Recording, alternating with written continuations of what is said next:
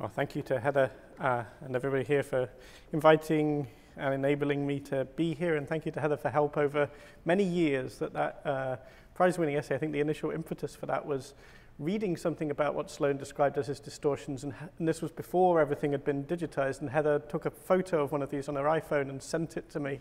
And that was the kind of the first image that I had to work with there, so thank you so much.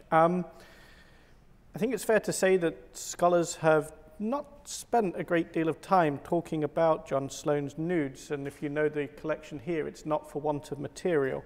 I think that's to do with this sense that Ashcan School nudes feels paradoxical.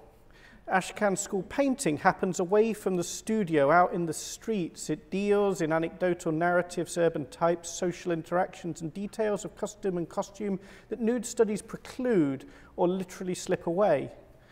Moreover, the group rarely exhibited their male and female nude paintings. When naked bodies do appear in Ashcan School art, for example in Bellows' 42 Kids or Businessman's Bath, they tend to be understood as depictions mediated by popular cultural sources, as in Rebecca Zuria's reading of this painting in relation to the yellow kid and his peers, or ascribed satirical purposes. So the Businessman's Bath as out-of-shape capitalists stripped, if not tarred and feathered.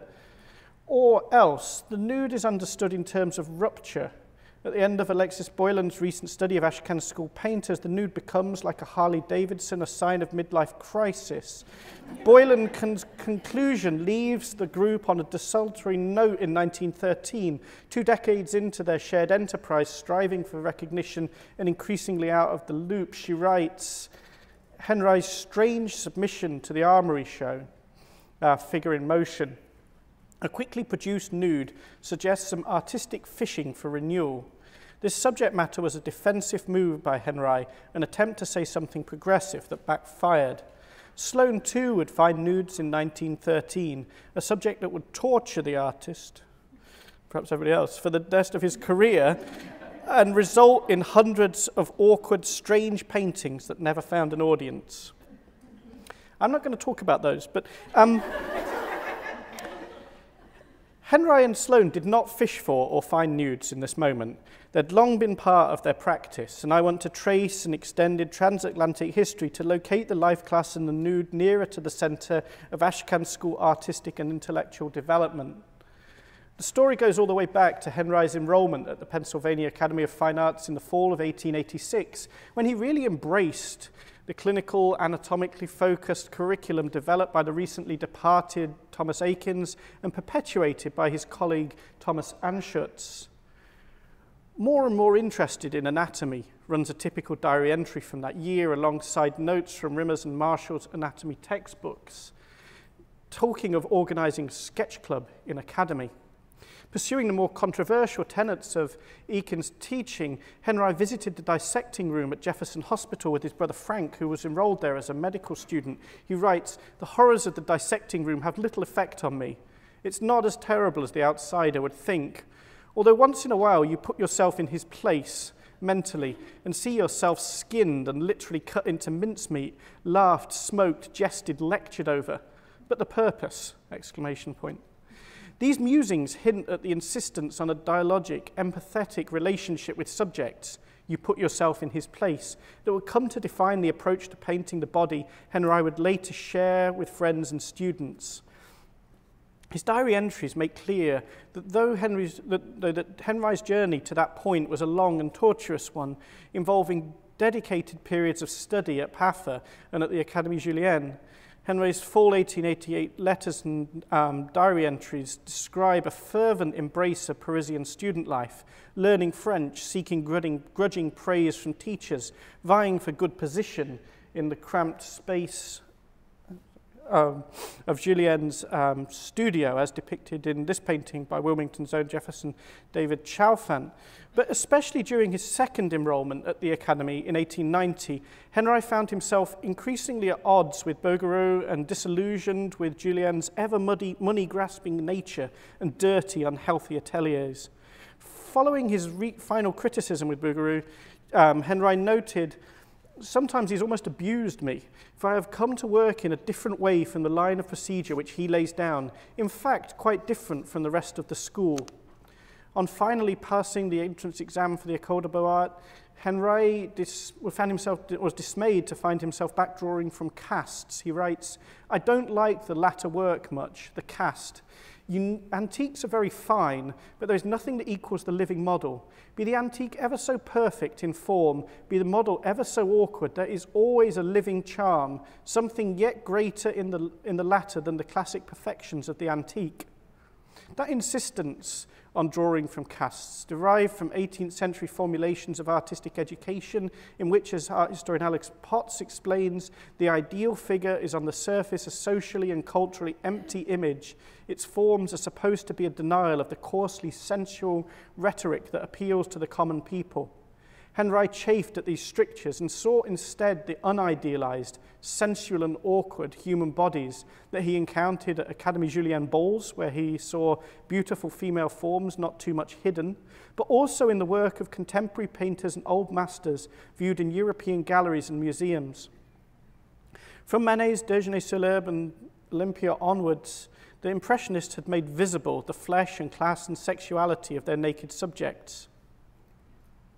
2 years before Henri made his first trip to Paris, Degas' series of pastel nudes had led critics to recoil from the vulgar bodies and rough grain of the skin, but acknowledged the truth of the artist's vision as that of a scientist who understands the structure of bones, the play of muscles, the contraction of nerves, the mottling and thickness of skin.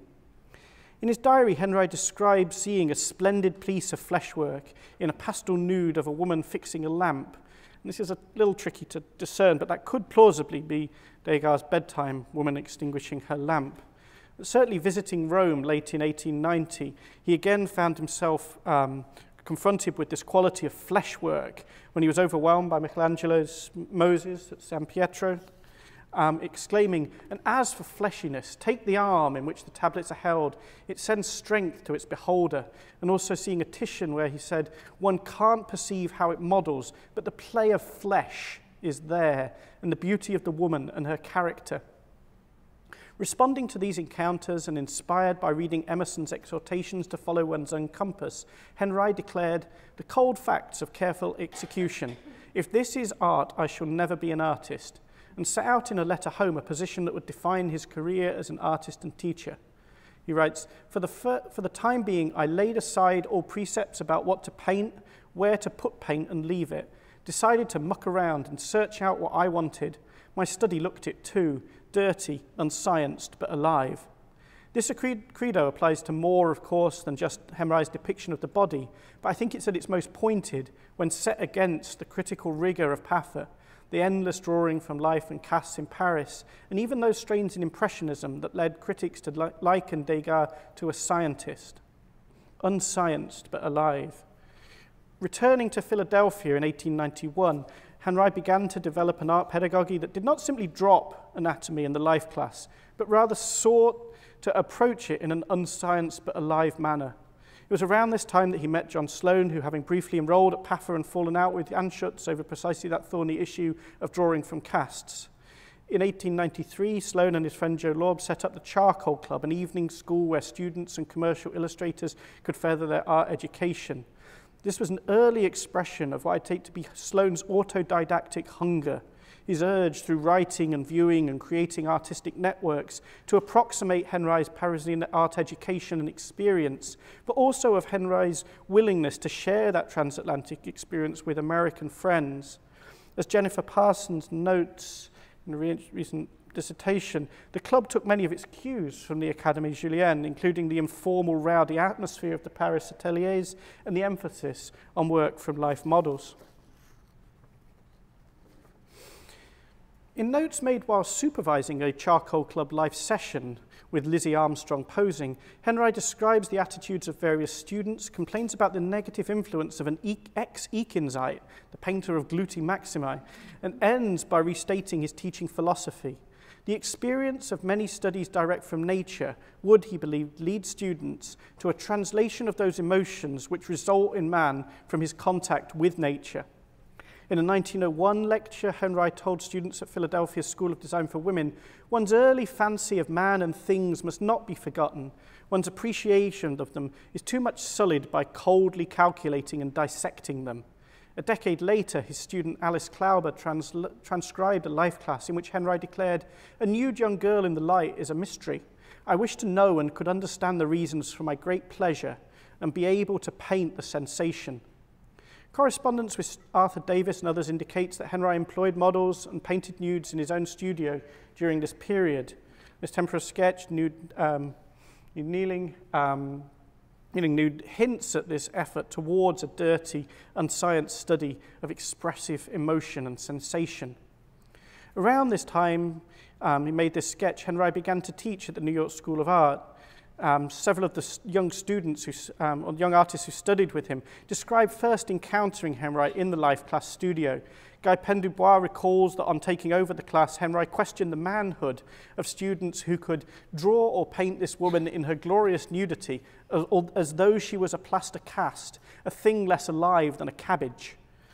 Helen Appleton Reed later claimed the embodiment, I think it's an interesting word, of many of Henri's ideas were found in the early work of George Bellows, who studied with Henri from 1904 to 1906 and maintained a lifelong friendship. Two early female nudes, Nude Miss Bentham of 1906 and New Girl Miss Leslie Hall of 1909, bear out Reed's observation. Henri encouraged students to paint from models as a dialogic exchange. In the art spirit we get, the model does not unfold herself to you, you must rise to her, she should be the inspiration for your painting. Bellows catches something awkward or wary in Miss Bentham's manner and something confrontational or dismissive in Miss Hall's, acknowledging the complex human encounter between painter and model. These are works of what Linda Notchlin terms realist anti-beauty, a beauty founded on awkwardness and disharmony that can range from the banal and everyday subject on the one side to the horrific and grotesque on the other. These works were exhibited just once in Bellows' lifetime as a student show in 1910 during his first term as leader of the Art Student League life class. While teaching that class, Bellows commandeered a student's easel to create this striking, spontaneous male nude. The royal of musculature that forms the sitter's back may not be anatomically correct, but conveys a visceral sense of strength and tension. As in Miss Bentham, Bellows paints from a different kind of bodily knowledge to that suggested by Eakins and Anschutz. That is an intuitive rather than clinical, a feeling out of bodily form rather than the scientific study of it. Take the pose of the model yourself, then you can feel the pull of the muscles, Henri urged. Sloan, as we know, followed Henri to New York. His etching Anschutz on anatomy records his presence and his rapt attention, standing alongside Bellows and Henri at one of a series of lectures given by the elderly painter in 1905. Henri invited Anschutz to come from Philadelphia to present clay muscle demonstrations and other techniques that he and Eakins had pioneered decades earlier. Reconciled with his former teacher, Sloan attended these lectures and hosted Anschutz when he repeated the series the following year. Bernard Perlman suggests that Henri invited Anschutz because he was uninterested in teaching anatomy. But I think that Sloan's print, made in 1912, so retrospectively, shortly before the older artist's death, conveys reverence and an earnest passing of knowledge from one generation to the next. So while not dismissive of Anschutz's approach, Henri did think that his friends and students might bypass his own years of struggle and study and move directly to an unscienced but alive art. Artists should be thinkers first and technicians after, he wrote in an early notebook. Technique can be learned more rapidly by one who has need to express ideas he wishes very much to express. Sloan's study from life models was to some extent limited to that early charcoal club period and, as James noted, to substituting as a life class tutor for Henri. In New York, he had scant funds for hiring models and lacked suitable space in which to pose and paint them. He clearly felt and sought to redress this absence. His 1907 painting, The Cot, began as a study of his friend Zenka Stein naked, he wrote Dolly, save for a stocking with a hole in it. That opposed studio painting of this kind was for Sloan, as in Henri's teaching, a dialogic exchange between painter and sitter, is apparent in a January 1908 diary entry when he ascribed significant agency to Zenka as a great girl, so ingenious, so paintable.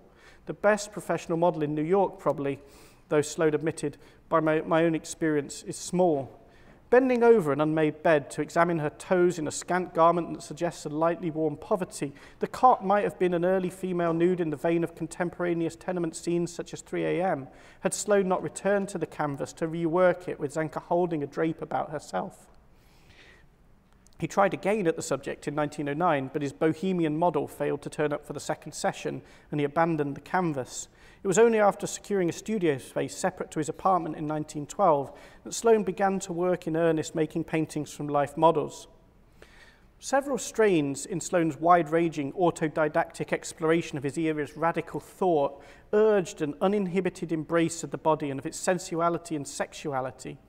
Back in their Philadelphia days, Henri and Sloan had bonded over a shared love of Walt Whitman, and Whitmanian thinking shapes Henri's unscience but alive credo. In Democratic Vistas, Whitman declared, "Don't want to know too exactly or the reasons why." In the 1940s, Sloan told the scholar Joseph Quiet that Henri was my father in art. I got my Whitman through him. Whitman's love of all men, his beautiful attitude towards the physical, the absence of prudishness. While going on to acknowledge the influence of Whitman's descriptive catalogues of life in his own attention to everyday detail, I think it's striking that Sloan's Whitman, the Whitman he shared with Henri, is first and foremost that poet of the body, of icing the body electric, of the Calamus poems. By the time he conceived of making nude studies in around 1912, Sloan's sense of Whitman was heightened and complicated by his encounters with the Whitman disciples, as literary historian Michael Robertson has recently described them, including Horace Traubel, who he befriended, and the English radical Edward Carpenter, whose book Love's Coming of Age he bought for Dolly at November 1911 Emma Goldman lecture. In making his case for sexual equality in the field of the sex passion, Carpenter asserts that he is indeed a master of life, who, accepting the grosser desires as they come to his body and not refusing them, knows how to transform them at will into the most rare and fragrant flowers of human emotion. As Robertson observes, disciples like Carpenter tended to heighten both the sexual frankness and the socialist implications of Whitman's poetry. Another Whitmanite, the anarchist leader Emma Goldman, drew on the ideas of Carpenter and his friends and compatriot, the pioneering sexologist Havelock Ellis. In The Hypocrisy of Puritanism, Goldman quotes Ellis. She says, he writes, "The vision of the essential and human form, the nearest thing to us in all the world, with its vigor and its beauty and its grace, is one of the prime tonics of life." Sloan's thought was already moving in these directions in a 1908 diary entry where he writes, "The artists, most of them, are proud and feel they have taken a lofty flight into the higher realms of glorious art when they paint a nude woman. A painting that could only inspire lust in a perverted mind, so little is there of humanity in it. How few painters can show in their work, I had a manly love or desire. How many even know that such a quality is good?" Sloan's and Henri's attempts to paint the sensation, to make nude studies that involve human encounter and interaction, that involve affect and desire, carried a critical political purpose. On June 17, 1912, the day he learned Thomas Anschut's death, Sloan began working in his studio with Catherine Wenzel. His diary entry notes, "Had little, in years 14, Miss Wenzel to pose today. She is a splendid figure, not little in size." It's troubling to read the 40-year-old Sloan joking about and taking pleasure in the sight of his 14-year-old model's figure. On June 18, Sloan records that while Dolly travelled to Philadelphia for Anschut's funeral, "I worked again from the nice little maid. She is beautiful to draw and so clean in her mind, so natural." In an earlier diary entry, Sloan had described Isadora Duncan in similar terms. Her great big thighs, her small head, her full loins, belly, clean, all clean. She dances away civilization's tainted brain vapors, wholly human and holy, part of God. Clean in both instances implies for Sloan an absence of the shame, inhibitions, and distorted perceptions concerning the body imposed by a moralizing, commodifying culture. Sloan's thinking resonates with that of Goldman, Ellis, and the anarchist leader J. Fox, who declared in the Nudes and the Prudes, pollution cannot escape from pollution, and the polluted mind sees its own reflection in the nude body of a fellow being. It was in this vein that Henri wrote in The Craftsman, when we respect the nude, we will no longer have any shame about it. In her groundbreaking account of the artist's representation of working-class women, Patricia Hills argues that Sloan abhorred blatant sexuality as a motive for art, sexuality in which the woman became a mere object for men's lusts. More recently, Janice Coco has identified layers of repression, a fear of female sexuality, and varied boundaries and barriers placed between the artist and his female subjects. That sense of a repressed Sloan, and perhaps fits the formal experimentation of his 20s and 30s nude studies, and his statement in the 1939 book Gist of Art, most of the pictures of nudes which people hang in their homes are pornographic, and later on the same page, I don't like a nude that looks too much like human flesh. But his early attempts at working from models are unabashedly frontal and fleshy, responsive to a spirit of modernity that sought to move beyond genteel prudery and other forms of censorship. Sloane's paintings of Catherine Wenzel document the contrived, charged, awkward human interaction in the studio. Half-length nude lying down is like Bellows' nude Miss Bentham, an uncomfortable picture. Miss Wenzel's face is flushed and her body held rigid, seemingly set with tension like her jaw and fixed gaze. Sloane's willingness to register the physical difficulty of holding a pose or the discomforting aspect of posing naked suggests a practice committed to empathetic connection that might be traced right back to Henri's encounter with that cadaver. You place yourself in his place. Pro-nude feels more relaxed. In both paintings, Miss Wenzel's hand hangs over the edge of the bed, but in the latter, in line with her slightly parted legs, it extends out towards viewer and painter in a gesture perhaps of invitation. To make art that was not coy or conventionalized in its depiction of the body and that acknowledged interaction and the possibility of desire between artist and subject was for Sloan in 1912 a radical act. Sloan sought and found an audience for nudes of this kind. His first painting sale to his former classmate Albert Barnes was Nude Green Scarf of 1913. The rapid, sketchy Ashcan School brushwork that in street scenes signals contingency and ephemerality, here deployed around the legs and hips, suggests the porous, unstable, unbounded corporeality that Linda Need sets against the chaste, ideal, hermetically sealed female body. These paintings also relate to influences and ideas that run through various kinds of art made for private or semi-private consumption. I've elsewhere discussed Sloane's urge to depict the base materiality of the body in this distortion of a pretty girl cover perched on her chamber pot clutching her constipation pills. And in this vein too come the numerous pages of sketches of this kind in the Delaware Art Collection that in different iterations and with varying degrees of frankness and seriousness depict men and women having sex. Again, in 1912, Sloan described visiting the New York Public Library to see Japanese prints, very interesting lot. One, a mother suckling her child under a netting shield, very beautiful and unusual. Among the things that must have struck Sloan as unusual in Kitagawa Otomaru's Mosquito Net for Baby is its frank, earthy acknowledgement of the female body as something other than a locus of male desire. At the library or in private collections of Japanese prints, such as those of his would-be patron John Quinn, Sloan may also have seen Otomaro and others artists' shunga erotic prints. Ikeo-ii had 2 decades earlier inspired Mary Cassatt to make a series of aquatints showing intimate moments of bourgeois women's daily round that were most likely among the works Sloan saw and praised at the 1910 sale of Cyrus J. Lawrence's collection. Once Cassatt and Berthe Morisot had seen the female body through foreign eyes, and Hingener observes of the influence of Ikeo-ii, they could begin to see it differently themselves.